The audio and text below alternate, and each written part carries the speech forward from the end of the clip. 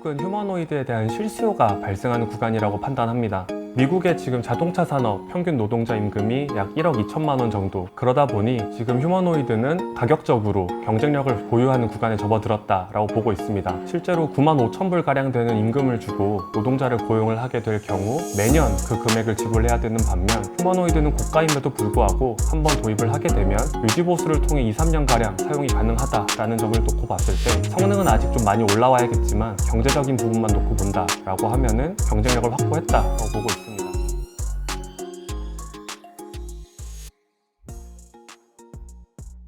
안녕하십니까. 메리츠증권 리서치센터에서 방위산업이랑 로봇 담당하고 있는 이지호입니다.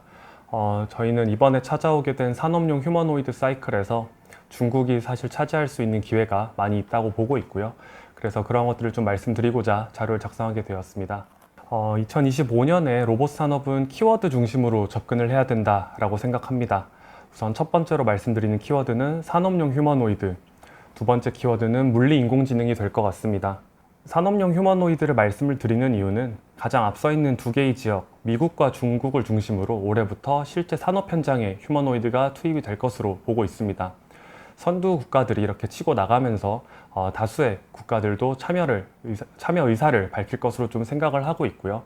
그런 차원에서 하반기로 넘어가면서 저희가 확인하게 되는 로봇 산업의 뉴스 키워드들은 휴머노이드로 귀결이 되지 않을까 생각을 합니다. 두 번째로 물리인공지능 같은 경우는 저희가 최근에 딥시크 모먼트를 관측을 했습니다. 비물리적인 인공지능 시장에서 중국이 잘하고 있다는 모습을 보여주면서 이제 놀라움을 샀었는데요. 물리적인 인공지능 시장에서도 마찬가지의 모습이 관측이 될 것이라고 보고 있습니다. 지금 물리인공지능 시장에서 가장 어렵다고 평가받는 부분이 데이터를 수집하는 부분인데요. 중국은 현재 국가 차원에서 물리적인 데이터베이스 구축을 해주고 있는 상황이기 때문에 환경적으로 신규 기업들이 참여할 수 있는 모습이 관측이 되고 있습니다. 그런 차원에서 물리인공지능 시장이 미국과 중국을 중심으로 한 경쟁 심화되는 구도를 좀 예상을 하고 있습니다. 그러나 이제 주식시장 관점에서 딥시크와 마찬가지로 인공지능 시장에서는 비상장 기업 내지는 스타트업 기업들이 참여할 수 있는 룸들이 많다라고 보고 있고, 상장 주식 관점에서는 하드웨어 중심의 산업용 휴머노이드 체인을 봐야 된다라고 보고 있습니다. 글로벌 휴머노이드 기업이라고 말할 수 있는 최소한의 꼬리표는 아래쪽의 그림과 같이 글로벌 자동차 기업 내지는 제조업체들과의 파트너십 여부라고 생각을 합니다. 그렇게 말씀을 드리는 이유는 우선 이런 기업들을 중심으로 선제적인 휴머노이드 판매량이 발생을 하게 될 텐데, 이런 파트너십이 없는 휴머노이드 기업 같은 경우는 단기 수익성 확보 측면은 물론이고 중장기적으로 물리적인 데이터 수집 창구 다변화 측면에서도 격차가 발생할 수밖에 없다라고 보고 있기 때문입니다. 그래서 지금 아래쪽에 나와 있는 주요 휴머노이드 기업 위주로 접근하는 것을 말씀을 드리고 있고요. 실제로 2025년에 예정되어 있는 주요 산업용 휴머노이드 투입 계획 좀 말씀을 드리면, 공격적인 계획을 공유해주고 있는 게 테슬라입니다. 올해 약 5,000대, 내년에 5만 대, 내후년에 50만 대의 도입을 얘기를 하고 있고요. 산업 용도로 한정 지은 휴머노이드임에도 불구하고 테슬라는 2년 동안 Q가 100배 늘어나는 그런 구간을 꿈꾸고 있는 것으로 판단을 하고 있습니다. 이에 맞서서 글로벌 2위 휴머노이드 기업으로 평가받는 피겨 또한 연중에 BMW 공장으로 실제로 휴머노이드가 투입이 될 예정입니다. 중하권으로 넘어가게 되면 유비테크라고 하는 기업이 2분기부터 산업용 휴머노이드 중국 내 전기차 기업들로 납품이 진행이 될 것으로 보고 있습니다. 결국 미국과 중국을 중심으로 실제 휴머노이드 전개가 되면서 저희는 시장의 눈높이가 높아지고 휴머노이드 외적인 부분에는 조금 소외될 것이다 라고 보고 있습니다. 그래서 휴머노이드 산업, 미국과 중국이 지금 두각을 드러내고 있는데요. 하지만 두 국가에서 휴머노이드라는 산업이 태동하게 된 배경은 좀 다르게 보고 있습니다. 미국은 휴머노이드에 대한 실수요가 발생하는 구간이라고 판단합니다.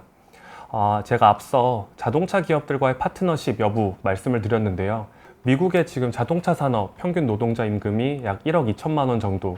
그러다 보니 지금 휴머노이드는 가격적으로 경쟁력을 보유하는 구간에 접어들었다라고 보고 있습니다. 실제로 9만 5천 불 가량 되는 임금을 주고 노동자를 고용을 하게 될 경우 매년 그 금액을 지불해야 되는 반면, 휴머노이드는 고가임에도 불구하고 한번 도입을 하게 되면 유지보수를 통해 2, 3년 가량 사용이 가능하다라는 점을 놓고 봤을 때 성능은 아직 좀 많이 올라와야겠지만 경제적인 부분만 놓고 본다라고 하면은 경쟁력을 확보했다라고 보고 있습니다. 추가적으로 트럼프 2기의 정책들 가운데서 이제 리쇼어링 정책이 좀 돋보이는데요. 추가적인 인건비 상승을 야기할 수 있다라고 보고 있고요. 당연하게도 기업들은 정부가 시키지 않아도 알아서 휴머노이드를 개발하는 환경이 마련이 되고 있다라고 생각을 합니다. 반면 중국 같은 경우는 자동차 산업 노동자의 평균 임금이 2천만 원 정도밖에 되지 않습니다. 실수요가 발생하는 구간이라고 보고 있지는 않고요. 중국이 서구권과의 기술 경쟁, 그리고 앞으로의 기술 안보를 확보하는 차원에서 정책적인 지원이 이루어지고 있다라고 보고 있습니다. 네, 그래서 휴머노이드 산업에서 중국이 이제 진출하고 있다라고 말씀을 드렸는데, 사실 과도기적 로봇 시장에서는 중국이 이미 좀 잘하고 있는 모습이 관측이 되고 있습니다. 로봇 청소기, 서빙 로봇과 같은 서비스용 로봇 시장에서는 중국의 마켓시어가 글로벌 기준으로 50%에 육박하는 것으로 파악이 되고 있습니다. 당연하게도 가장 큰 경쟁력 요소는 가격이라고 보고 있고요. 이런 앞선 가격 경쟁력을 바탕으로 고성능 로봇 부품 시장까지 중국은 진출을 넘보고 있습니다. 휴머노이드 상용화의 걸림돌이 사실 가격이라는 점을 감안했을 때 중장기적으로 타 지역에서 생산되는 것 대비해서 평균적으로 50%가량 저렴한 중국산 로봇 부품의 이제 의존도가 높아질 수밖에 없는 구간이다라고 보고 있습니다. 하나 우려되는 요소는 미국이 그럼 중국을 규제하지 않을 것인가가 될 것 같습니다. 하지만 중국 로봇 산업 내에서 완제품과 부품을 구분해서 접근을 해야 된다라고 생각을 합니다. 실제로 미국은 현재 중국산 완제품에 대한 규제가 이미 이루어지고 있습니다. 그 순서를 살펴보게 되면 가장 처음 등장했던 게 CCTV, 그리고 올해 초부터 언급이 되고 있는 항목이 드론입니다. 두 가지의 공통점은 카메라가 달린다는 점이고요. 당연하게도 더 많은 센서와 더 많은 카메라가 부착되는 지능형 로봇, 즉 휴머노이드 분야는 규제가 무조건 될 것이다 라고 보고 있습니다. 하지만 이런 규제가 로봇 부품까지 이어질 수 있을까 생각을 해보면, 제가 앞서서 미국은 휴머노이드의 실수요가 발생하고 있는 구간이다 라고 말씀을 드렸는데, 이처럼 휴머노이드 산업 부양이 필요한 상황에서 중국산 로봇 부품을 규제하게 된다면 자국 내 산업 성장을 저해하는 요소가 될 것이라고 보고 있기 때문에 현실적으로 어렵다라고 좀 생각을 하고 있고요. 만약에 규제가 이루어진다고 하더라도 가격 경쟁력이 훼손이 되지 않습니다. 따라서 어떤 시나리오들을 계산하더라도 중국산 부품이 글로벌리 좀 잘 될 것 같다라고 보고 있습니다. 중국 로봇 기업들 저희가 좀 전망이 좋다라고 말씀을 드리고 있는데, 완제품과 부품을 구분 지어야 되고요. 완제품은 철저하게 내수 위주로 잘하는 기업 접근을 해야 되고, 부품 기업은 내수는 당연히 깔고 가면서 글로벌리 Q를 이제 확장시킬 수 있는 기업 중심으로 접근해야 된다라고 보고 있습니다. 그래서 휴머노이드 산업이 이렇게 커지고 있는데, 그렇다면 어떤 기업들이 가장 수혜를 많이 볼 수 있을지 좀 점검이 필요할 것 같습니다. 휴머노이드의 이제 평균적인 부품별 원가 비중을 살펴보게 되면 액추에이터가 차지하는 비중이 50%가 넘어가게 됩니다. 휴머노이드 산업 개화로 인한 가장 큰 수혜는 액추에이터 밸류 체인이 받을 것이다 라고 보고 있습니다. 그래서 액추에이터 저희가 총 두 가지 요소를 말씀을 드리고 있는데, 첫 번째가 회전형 액추에이터, 두 번째가 선형 액추에이터입니다. 회전형 액추에이터는 이름에서도 아실 수 있듯이 관절 부위에 들어가서 구동을 담당하게 되는 부품이고요. 개별 부품이라고 보기보다는 좌측 하단의 그림과 같이 모터, 감속기, 엔코더의 조합으로 이루어진 모듈 형태를 뜻합니다. 이러한 액추에이터가 이제 성장하게 되는 배경으로는 기존에 저희가 사용해오던 산업용 로봇, 협동 로봇 같은 경우에는 6 자유도, 즉 6개의 액추에이터가 들어가는 반면 휴머노이드로 넘어가면서부터는 자유도가 30에서 70 이상으로 크게 확대가 되고 있고요. 그 과정에서 액추에이터의 수요 또한 10배 이상 늘어날 수 있는 구조를 저희는 보고 있습니다. 회전형 액추에이터 시장이 이제 성장함에 따라서 이제 저희는 수혜를 볼 수 있는 기업이 총 두 가지 있다고 생각을 합니다. 첫 번째는 회전형 액추에이터의 원가 가장 큰 부분을 차지하는 감속기 기업이 있고요. 두 번째로는 액추에이터 완제품 형태로 이제 수출을 하게 되는 그런 기업이 있을 것 같습니다. 우선 감속기 기업부터 말씀을 드리게 되면, 현재 휴머노이드가 필요로 하는 가장 고성능의 감속기, 하모닉 형상 감속기가 있습니다. 이 감속기를 지금 생산하는 기업이 글로벌리 딱 3곳 정도 있는데요. 일본의 하모닉 드라이브 시스템, 그리고 일본의 니덱, 그리고 중국의 리더 드라이브라고 하는 기업이 있습니다. 중국의 리더 드라이브 제품이 2년 전만 하더라도 신뢰도가 낮다는 이유로 시장에서 많이 사용이 되고 있지 않았으나, 현재 시점에서는 기술 경쟁력을 많이 확보하고 신뢰도가 많이 높아진 상황입니다. 그러나 가격 측면으로 보게 된다면 일본 지역과 비교했을 때 4분의 1 정도로 매우 낮게 형성이 되어 있습니다. 당연하게도 글로벌리 리더 드라이브 제품의 수요가 높아질 수밖에 없다라고 보고 있고요. 향후 글로벌 마켓 시어가 크게 높아질 것으로 보고 있습니다. 다만 이 리더드라이브 주식 같은 경우는 본토 A 주식으로 상장이 되어 있다 보니 개인 투자가 좀 막혀있는 그런 좀 아쉬움이 있습니다. 그런 차원에서 저희가 현재 가장 주목하고 있는 기업은 탁보그룹이라고 하는 기업입니다. 제가 앞서 테슬라 옵티머스 가장 공격적인 도입 계획을 발표하고 있다라고 말씀을 드렸는데요. 거기에 이제 액추에이터를 납품하는 기업이 중국의 탁보그룹이라는 기업이라서 테슬라의 중장기 내재화 정책을 감안하더라도 단기 의존도가 해소되기는 어려울 것이라고 보고 있어서 저희는 탁보그룹이 액추에이터 사업을 중심으로 실적이 많이 개선될 것이다 라고 보고 있습니다. 두 번째로 선형 액추에이터 같은 경우는 인간의 몸 기준으로 봤을 때 뼈나 근육이 많이 들어가는 공간에서 선형 운동을 통해서 움직임을 전달하는 그런 모듈입니다. 네, 회전형 액추에이터에서 이제 감속기가 중요하다라고 말씀을 드렸으면 선형 액추에이터에서는 그 역할을 담당하는 게 스크류이고요. 아래쪽에 그림에서 보시다시피 이제 유성 롤러 스크류 내지는 볼 스크류와 같은 형태가 많이 사용이 되고 있습니다. 선형 액추에이터에 들어가는 스크류 같은 경우에는 중국의 이제 기술 경쟁력이 아직 크게 올라오지 못한 분야로 판단을 하고 있습니다. 그래서 중국 내에서 스크류 조달 비중 살펴보게 되면 20% 미만으로 나타나고 있고요. 이는 감속기가 중국 내에서 조달되는 비중 50% 이상이랑 이제 비교를 해봤을 때는 여전히 부족한 영역으로 보고 있습니다.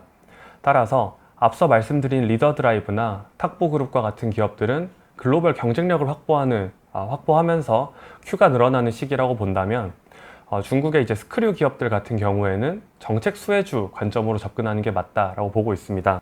따라서 중국 내에서 이제 스크류 고성능으로 개발 및 양산을 돌입하게 되는 기업이 발생한다면 현재 이제 아직 낮은 중국 내의 스크류 조달 비중을 좀 생각을 해봤을 때 중장기적으로 수출 시장까지 열린다라는 점을 감안을 한다면 업사이드 측면에서는 조금 더 크게 저희는 접근할 수 있을 것 같습니다. 저희가 좋게 보고 있는 중국 주식 두 개 말씀드리면 우선 첫 번째로 말씀드릴 기업은 유비테크라고 하는 기업입니다. 중국에서 이제 휴머노이드 완제품 기업으로 상장되어 있는 기업이고요. 이 기업에 대해서 말씀드리기에 앞서서 알아두시면 좋은 점은 현재 글로벌리 상장되어 있는 휴머노이드 주식이 딱 4개 정도 있습니다.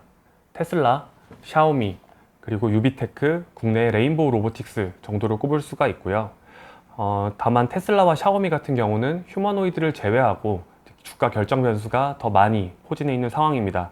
따라서 퓨어플레이 관점에서는 유비테크와 레인보우 로보틱스로 수급이 좀 쏠릴 수밖에 없는 상황이다라고 보고 있습니다.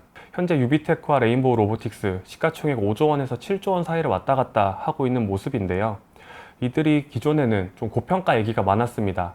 그 이유가 피규어 AI라고 하는 글로벌 2위 휴머노이드 기업이 시리즈 B 펀딩까지만 하더라도 시가총액이 4.5조 원 수준이었기 때문입니다. 당연하게도 후발주자인 유비테크와 레인보우 로보틱스에 대한 고평가 얘기가 나올 수밖에 없었습니다. 하지만 현재 피규어는 시리즈 C 펀딩 과정에서 시가총액 60조 원 밸류로 이제 펀딩을 진행을 하고 있습니다. 그러다 보니 선두주자들이 앞서 나가지고 후발주자들에 대한 고평가도 어느 정도 해소될 수 있는 국면이다라고 보고 있습니다. 그래서 유비테크를 이제 좋게 보는 이유는 업종 내에서 최상위권 수준의 파트너십을 보유하고 있습니다. 중국 내 전기차 기업들 대부분 고객사로 보유를 하고 있고요.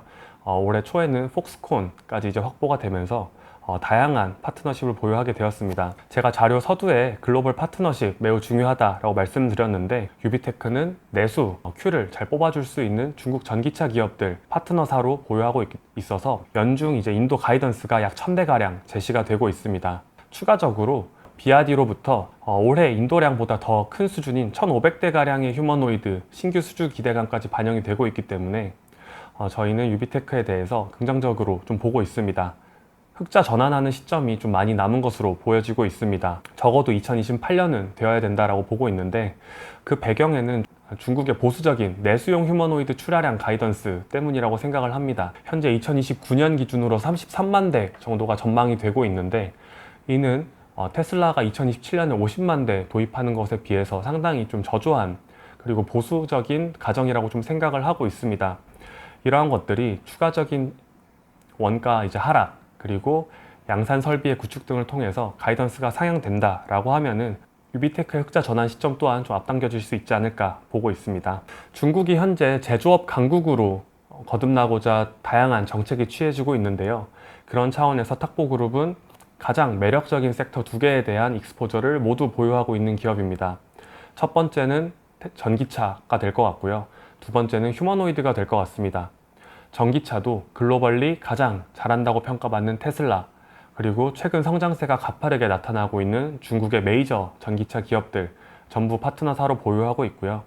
휴머노이드 산업에서도 가장 먼저 확인할 수 있는 것은 테슬라가 될 것이고, 중장기적으로 전기차 부품 고객사인 비아디와 샤오미가 공격적인 휴머노이드 개발 계획을 보유하고 있다는 측면에서 탁보그룹에 대한 의존도가 발생하지 않을까라고 예상을 하고 있습니다. 현재 내년 기준 PER 아직 22배 수준으로 부담스럽지 않은 구간이라고 보고 있고요. 1분기 실적 발표 이후에 로봇 관련된 매출액 확인되는 시점부터는 리레이팅까지 가능하다고 보고 있어서 저희는 이번 자료에서 탁보그룹을 가장 좋게 보고 있습니다. 글로벌리 지금 로봇 산업의 관심사가 휴머노이드로 넘어가고 있다는 점은 대부분 알고 계시겠지만, 다만 이제 투자 관점에서 어떤 기업들을 투자할지가 사실 가장 고민이 되는 시점이라고 생각을 합니다. 그 관점에서 저희는 단기간에 가장 빠르게 성장을 할 수 있고 글로벌 휴머노이드 기업들의 의존도가 구조적으로 높아질 수밖에 없는 상황을 인식을 하고 있습니다. 그런 관점에서 저희는 중국 로봇 산업에 대해서 계속 관심을 가질 필요가 있다라고 보고 있고요. 앞으로도 좀 지속적으로 업데이트 드릴 수 있도록 하겠습니다. 감사합니다.